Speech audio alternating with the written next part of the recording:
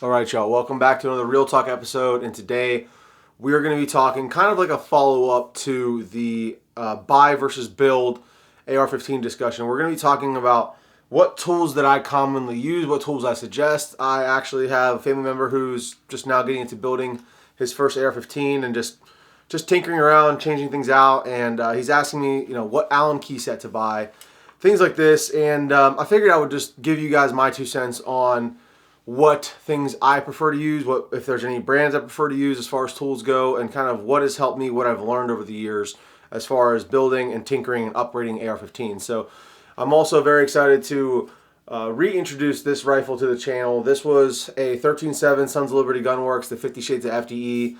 It did have a BCM flat dark earth rail on here, so the biggest change is that it has a Riz 3 on here now, which I'm very excited to do a little bit of a review on.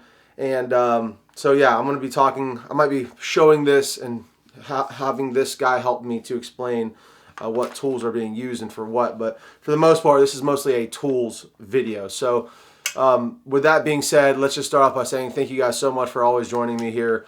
These Real Talk episodes are more of just like a discussion. If you guys are new to the channel, it's just me talking to you guys as a normal discussion would be, and it's how normal people talk. It's nothing, there's no edits, it's just one straight cut. So we're going to try to get through this, and I'm going to try to deliver some value to you guys, hopefully. So with that being said, the most important thing, which I cannot pick up because my camera setup is attached to it, is a bench, essentially. I have a Husky tool chest. It's a very small tool chest, only about, yay wide. It's got 5 drawers, and they're all different sizes. And what I've done is I actually had a piece of wood that they had that could be an inlay on the top.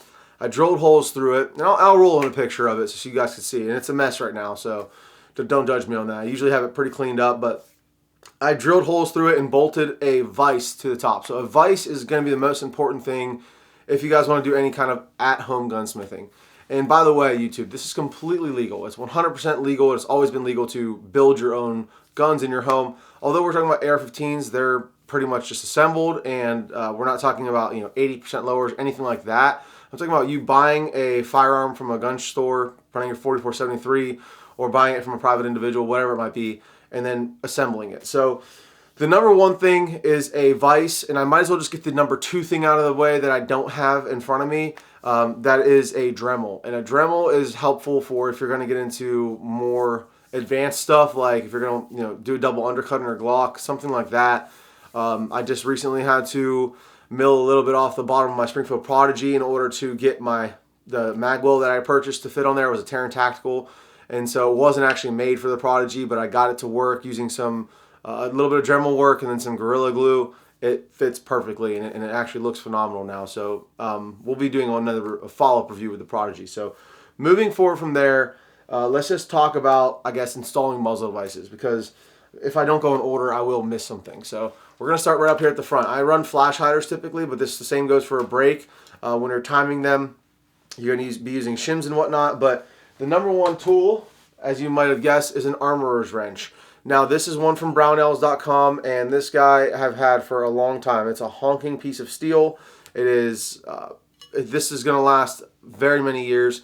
But the problem with something like this, although it is super durable and just, I mean, it's a weapon itself, is that it's a little too thick. So if I have a very short distance between my handguard and my muzzle device, like on a Mark 18, for instance, I can't use this because it's just too thick. It won't fit in between those to get onto the wrench flats on the flash hider or whatever muzzle device you're running.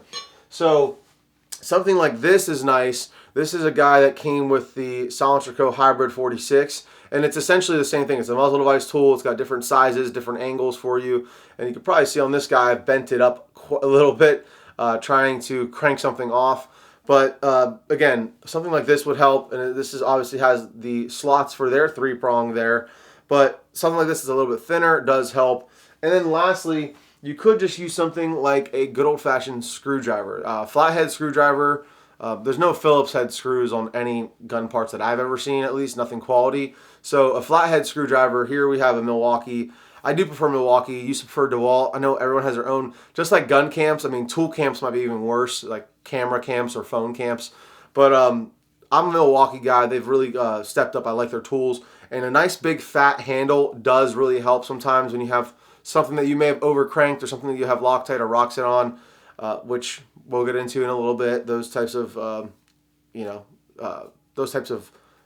fluids, I guess you could say. But a flathead screwdriver, you could just throw this through. If it's a quality 3-prong, throw it through as far back as you can, and then you could use this being in between your your flash hider prongs, and you could use that to tighten it or loosen it. Now that's obviously like a worst case scenario, I guess. I guess you could always use a pair of pliers as well, but I don't recommend that. I think the flathead screwdriver, something like a beefy flathead, would work better to do something like that if you don't have the armorer's wrench. So I guess I'll try to think of ways that I had to, I guess you could call it redneck engineering, to get around not having certain tools, because I'm very impatient and I'm working on that this year, is having more patience. But there's definitely ways to work around. If you don't have a tool, most likely you should just be patient and just wait for get the right tool to do it. Otherwise, there's a good chance you strip something out or destroy the part. So it's not really worth doing all that to just not want to wait one day, right? So that's the flash hider. I think I covered everything there. I guess moving back from there for the barrel. Now we'll start with the gas block first, because for the gas block, that is a pretty tricky thing to do. It's not insanely difficult, but if you don't have something to kind of rest the gas block into, it's not a completely flat side that you're working with. So putting the pin into your gas block, into your gas tube rather, through your gas block is a little bit of a tricky scenario. So what have I used in the past? I've used either like a full-size pair of Milwaukee needle nose pliers, or I actually have this watch kit that's like a watch band kit that I bought from Amazon. It comes with a little tiny hammer. That's all you really need for those pins. And it also comes with a really skinny, like almost like surgical precision type of, I guess you can call these, what do they call these things? I forget. I'm blanking right now. You guys know what I'm talking about. It's like plucking your eyebrows and stuff. Tweezers. So it's like a very fine pointed tweezer. And I use these to hold the pin. And then I use this little hammer to start it, get it tapped in, and then send it home. So this little watch kit I've used more for gun parts than I've used for building guns, rather than for changing out watch bands. So that has come in handy, that little hammer. I know a lot of gunsmiths use brass hammers because they're softer and they're less likely to damage things. This one, again, if you're just careful, this little hammer did the job. I forget how much I paid for this thing, but it was off Amazon. And all I really needed was the tweezers and the little hammer. But there's some other things in there that have come in handy as well. So that's what I do for installing the gas tube in my gas blocks. That kind of helps me do that part. And then dimpling jig. So if you don't have a barrel that is already pinned or dimpled for your gas block, meaning there's a little bit of material taken out in a half moon shape on the bottom so that the pin can be sent through the bottom. And a lot of gas blocks nowadays are all pre-drilled for a pin, but it just depends on what barrel you're using, whether the barrel is also pre-drilled or not. And I am not doing any drilling for a pin in my house, at least. I don't have a lathe. I don't feel comfortable doing it. Maybe some of y'all will. But something that I found that was very helpful was the SLR Rifle Works dimpling jig. And this guy has a bunch of different sizes for different distances between your set screws. And all you do is you thread this one set screw down. It's got a pointy end and it goes into the gas port itself. And then the other side has an open end. And then this side here is where you tighten this down. Once you get it all lined up, you throw your drill on it, and then you just dimple your barrel using going directly through here. And then you move it to the next hole if you wanted to do both. Excuse me. I just do one because I think one's good enough. So SLR Rifle Works dimpling jig. As I mentioned yesterday, it is a little bit of an investment. If you want to get all the right tools, at least for me, it took me years to get to the point that I'm at. So this did not happen overnight, guys. So don't feel like you need to buy all this at once. It took me a while to get this dimpling jig, and a lot of companies that don't dimple their barrels, I mean, I don't think, BCM, for instance, I don't want to call them out, but as far as I know, that's a quality company that people rely on that have been used in combat, and I don't believe they dimple their barrels. So I could be wrong on that. Somebody correct me in the comments if I am. But again, this is just an extra little added thing if you wanted to do it. This is the one I use, and I really like this thing. So that is how I would install my gas blocks. And then moving back from there, installing your barrel. Let's talk about installing the barrel and the barrel nut. So here I just took this BCM rail off so I can show you guys this as an example. This is the BCM quad rail right here. Not a bad quad rail, super lightweight for being a quad rail actually. But I wanted to try the RIS 3 out, so I took it off. But this is the barrel nut for the BCM. So let's start with barrel nut wrenches first. So most of the time when you buy a handguard, it's going to come with a barrel nut. So here we have a couple. Right here is the BCM, as you guys can tell, clearly the logoed BCM. So this one came with a handguard. This one is the Daniel Defense wrench. It also came with the RIS 3, so I could install the barrel nut on that guy. And then this one is the Geisley, and I believe Geisley does not include their barrel nut or their handguards with these anymore, but they're like $9, so something to consider. And you do need that specialized barrel nut wrench for the Geisley. So just look into that. Read the description when you're buying a handguard, see if it's going to include that or not. Lastly, I use some anti-seize lubricant. So this is what I throw on those barrel nut threads on the upper receiver group, just because you don't want this thing to seize up. That's a very hot part of the gun. So anti-seize pretty much guarantees you, or at least improves your chances of being able to get that barrel nut off if you ever decide to change the barrel. This kind of stuff, and a little bit goes a long way. I don't think I'll ever need another one of these for my whole life. I mean, I've barely used any of it. So, and do not get the stuff on your hands. It's so hard to get off. So that's what I use, and I believe it's aluminum based. Let me see real quick. I'll just show you guys. So you guys, actually, there's a part number on here. It's just called Permatex anti-seize lubricant. So there you go. And lastly, torque wrenches. So torque wrenches can be pretty expensive. Are they necessary? I think it is a smart idea to use a torque wrench. Do you absolutely need one? No, but when a manufacturer says 50 inch-pounds or 50 foot-pounds or 55 foot-pounds, you're going to want to, I mean, in my opinion at least, you're going to want to actually listen to that. So I have a couple torque wrenches because over the years, the first one I ever bought was this big old honking torque wrench. It's a 50 to 250 foot-pound torque wrench, and it does the job, but I wanted some finer adjustments, so I bought some other ones. But I most likely, when I'm installing a barrel, I'm still using this one because most of the handguards require at least 50 foot-pounds, but some of them call for like 40, 45, and so I would just take an extra 5 foot-pounds. And one last thing I'll say, again, I'm not a gunsmith guy, so full disclaimer, do your own research, but I have heard torquing the barrel nut on and then backing it off, torquing it back on, backing it off again. You just don't want to back it off with a torque wrench if you can help it. It does, they say it's not recommended. It messes with the calibration and whatnot, but I've done it before. And what that does is actually, I think it like conditions, so to speak, seasons your threads so that the threads are better mated up. When you tighten it, loosen it, tighten it, loosen it, tighten it.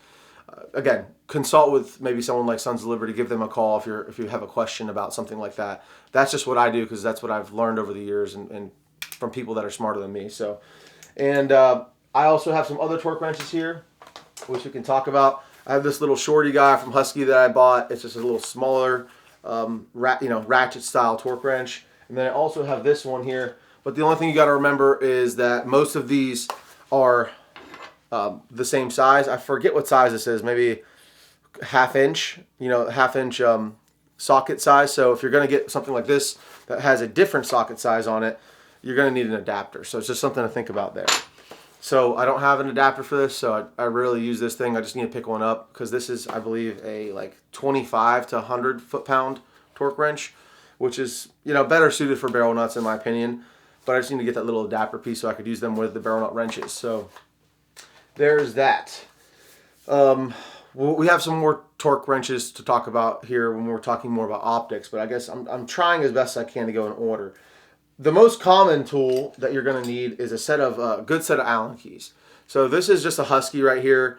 I do prefer a Weehaw for I have a Weehaw bit set that I use all the time, and this is, again, the most common thing you're going to need is either star torque screws or Allen keys, because most of the gun parts that you have nowadays are going to be either Allen wrenched or star bits, and star bits work in Allen keyholes as well.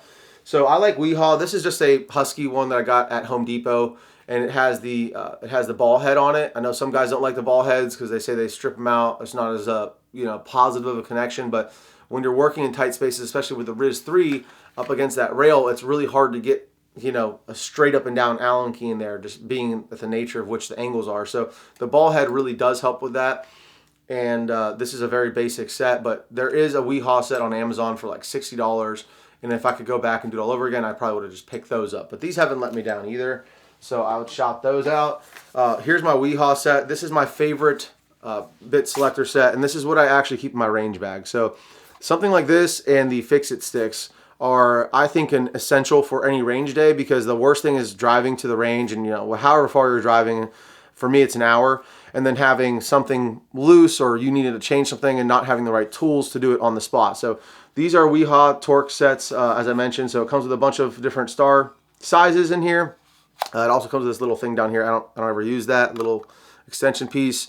And it also has like so if you wanted to use the actual box as a tool, I don't recommend it. This is plastic. But the actual bits themselves are really high quality. These are made in Germany. And then Fix-It sticks. So typically I'm using the Weehaw bits with the Fix-It sticks, like little T-wrench here. So this thing comes, as you can see right here, with a little T-wrench. And you could use the long side if you need to. If it's something really tight, you could throw the bit over here and get a little bit more torque with the handle. Or you could use the long piece here, throw your bit in the bottom. It has a little socket adapter. This socket is pretty much the standard for like the Condition 1 mounts, like any mounts that have just bolt up mounts. This socket's going to help you with that. And then it obviously has little torque settings in here as well. This is like 25 to 65 or something like that. And then this is like a 0 to 25. So I got them both. And again, for torquing down bolts on scope mounts, that is super important. I guess since we're talking about it, we might as well follow through with that. So talking about mounting scopes and optics, it's very important that you don't over torque your optic mounts, especially when you're talking about mounting scopes. And so you really do want to have, if at all possible, a torque wrench. Now here's one I bought from Home Depot. This is a Husky, torque wrench, just a regular torque wrench. And it's got the settings on it. You could change the settings to whatever torque setting you need. And then, it'll like break off at that point when you've reached that torque setting. These aren't cheap. These are like $75, something like that, even for the Husky one, which is Home Depot's brand. But I know Wheeler makes the fat wrench. That's probably the most popular one in the market right now. And I've never used it, but I've heard good things about it. So, but I use most of the Fix-It sticks nowadays because they're just super easy, super simple. And yeah, again, with the Fix-It sticks, you don't want to loosen anything when you have those torque adjustment, that torque piece on there, because it could throw off the calibration. So anytime you need to loosen anything, just take that torque piece out, throw the bit back in just the regular T-handle, and back something off. But that is my go-to for the range.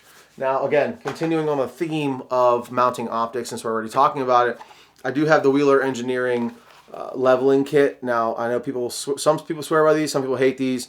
It does not let me down. It does take a little bit more time than, say, something like having just a regular plumb bob, which is just literally a piece of string hanging somewhere with a weight at the bottom, and you just line your reticle line up with that line. That's probably the easiest and cheapest way to do that. If you have a garage or somewhere you can set that up, that is probably the recommended way instead of having to pay a bunch of money for something like this.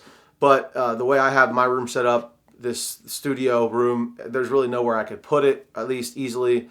And so I went with this guy, because what you do is you throw this bottom piece on the barrel, and you throw this guy on the top of the upper receiver.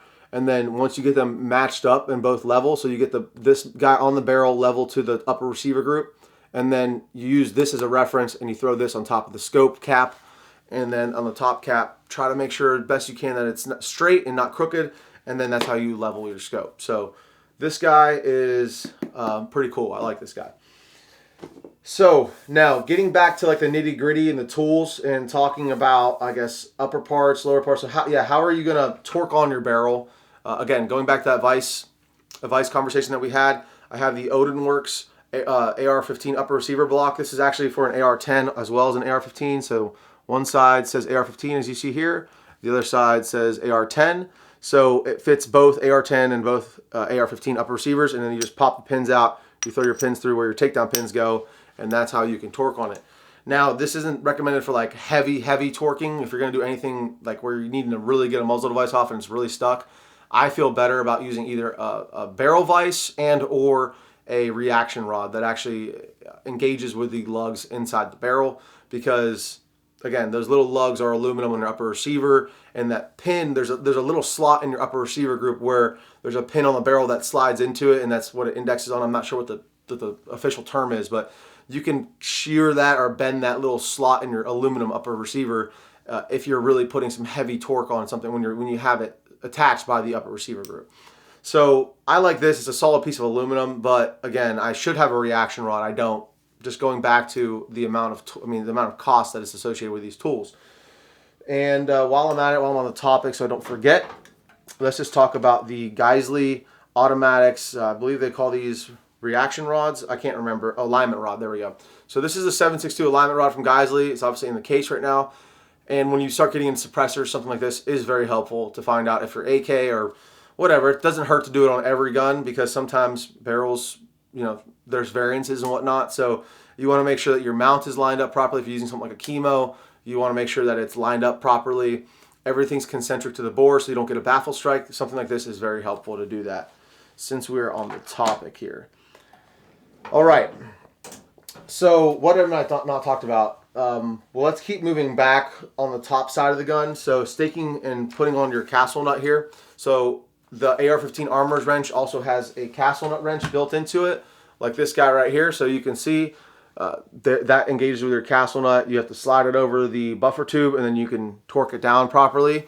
There's a lot of tools on this thing. There's a lot of uses for this thing that I probably don't even know how to use. So I'm just giving you guys my 2 cents. And for staking your castle nuts, I use something. So I have a regular like Irwin punch set here. A set of punches is pretty essential when assembling ARs. So this is a punch set, and if you look down here, these smaller guys actually have pointed tips on them.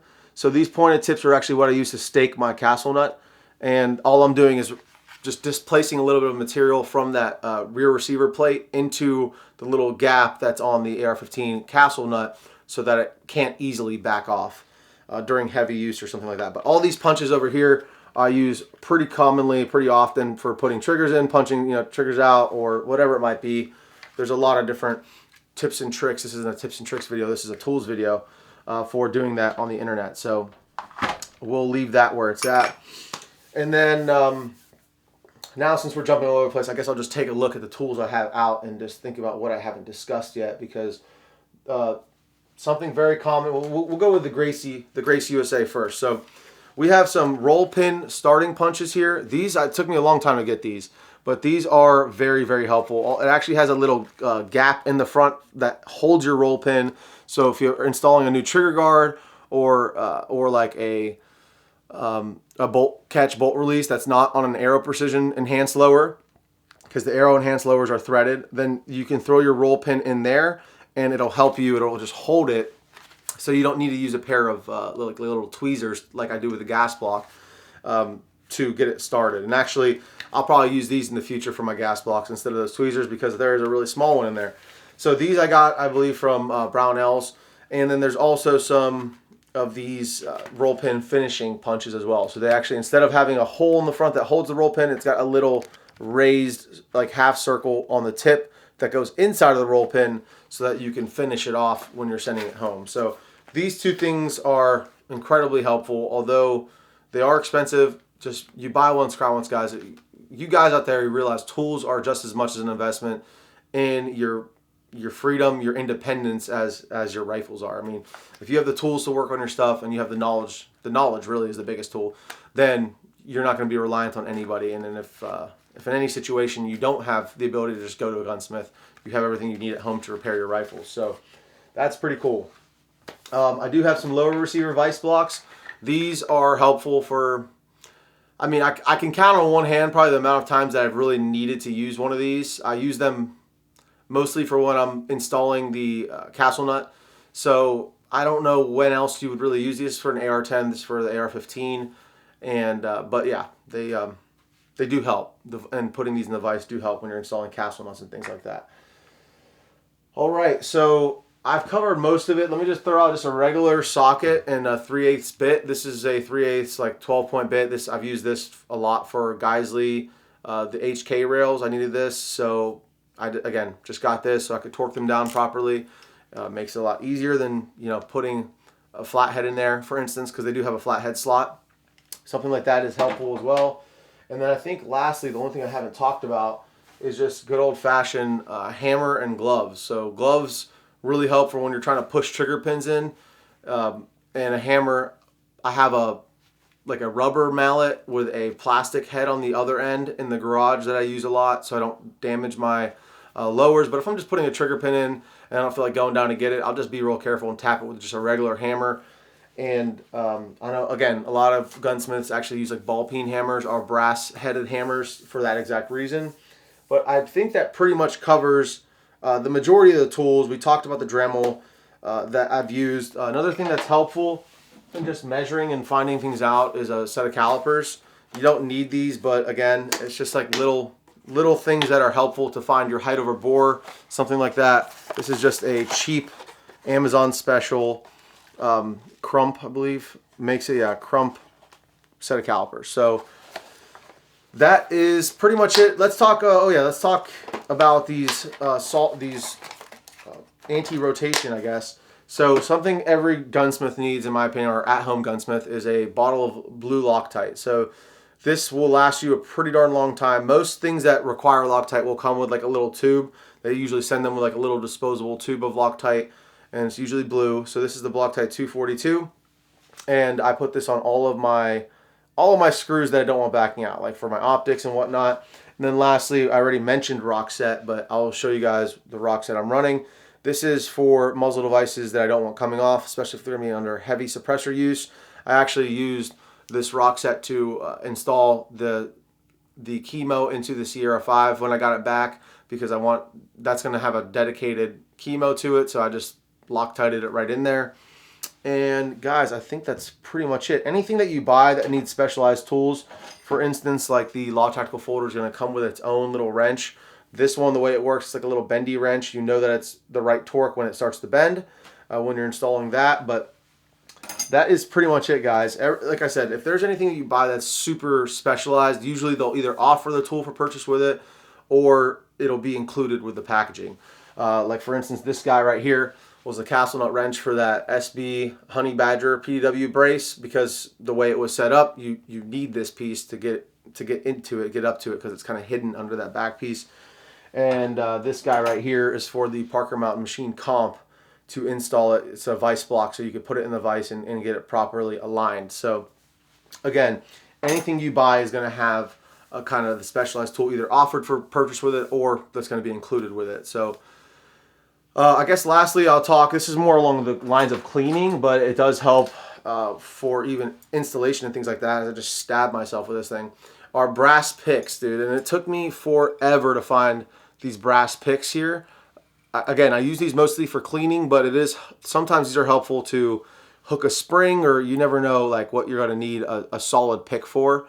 And so these come in handy from time and time again as well. And guys, I think that is it. So let me know what you guys use for your tools, if there's anything I left out. And that's a very good possibility. I probably forgot something that I use every single day, but let me know what you guys use down in the comments. I will say, if you guys do want to support the channel, there's really 4 ways you can do it. The most direct and the best way to do it is to just do a super thanks right here on the video. You can contribute directly to me with that super thanks, and I'm super grateful for all of you guys who even consider doing that. Secondly is the Brownells discount code. It's RDB10. By using that, you're showing my support, saving a little bit of money over at brownells.com, but it also helps the channel out as well. And then third to last is going to be rangedaybro.com for any merch, any gun charms you'd like to see. Go check it out. And then lastly, liking, commenting, subscribing really helps to promote these videos in the algorithm, and it gives me the juice I need to keep going. So anyways, I love you guys. I hope you guys make a great day. Hope you guys learned something from this, and I'll catch you on the next one.